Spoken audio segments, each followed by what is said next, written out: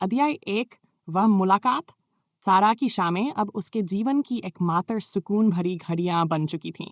कोलकाता के उनके बंगले का विशाल बागीचा उसके लिए एक पनाहगाह था, जहां वह उन भारी दबावों को थोड़ी देर के लिए भूल सकती थी जो उस पर हमेशा हावी रहते थे। घने हरियाली और पत्तों की सरसराहट के बीच उसे शांति मिलती थी। हालांकि उसका मन अक्सर उन चिंताओं और पछतावों की ओर भटक जाता था जो उसे हर दिन सताते थे। एक शाम जब वह बागीचे में टहल रही थी, अपने विचारों में डूबी हुई, तभी कुछ असामान्य उसकी नजर में आया।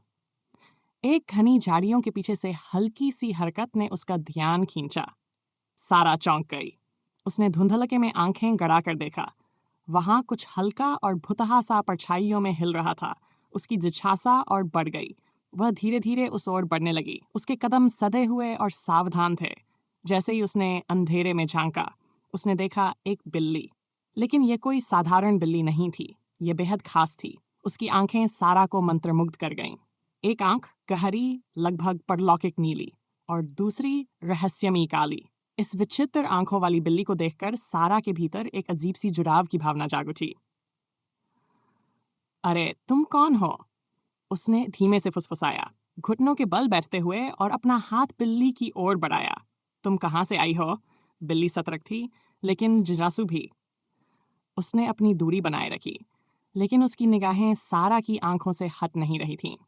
कुछ पल के लिए वे दोनों एक दूसरे को देखते रहे, मानो उनके बीच कोई अनकहा संवाद हो रहा हो। तुम भी अलग हो, सारा ने धीरे से कहा। उसकी आवाज लगभग फुसफुसाहट की तरह थी। मेरी तरह।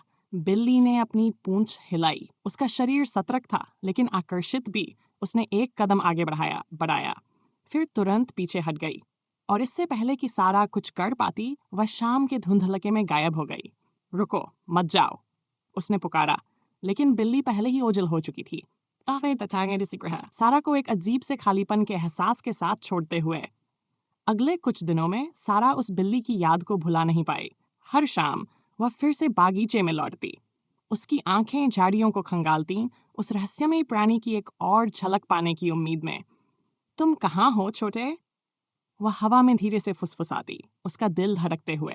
लेकिन बिल्ली रहस्यमयी बनी रही, जैसे वह केवल उसकी कल्पना का हिस्सा हो। फिर भी उस छोटी सी मुलाकात ने सारा के भीतर कुछ जगा दिया था। एक जिज्ञासा, एक जुड़ाव की तड़प जो उसने बहुत लंबे समय से महसूस नहीं की थी। बागीचा, जो कभी केवल वास्तविकता से बचने की जगह था, अब एक नई संभावनाओं से भरी जगह बन गया था, जहां वह विचित्र आंखों वाली बिल्ली फिर से दिखाई दे सकती थी और उस रहस्य को सुलझा सकती थी जो उसे घेरे हुए था।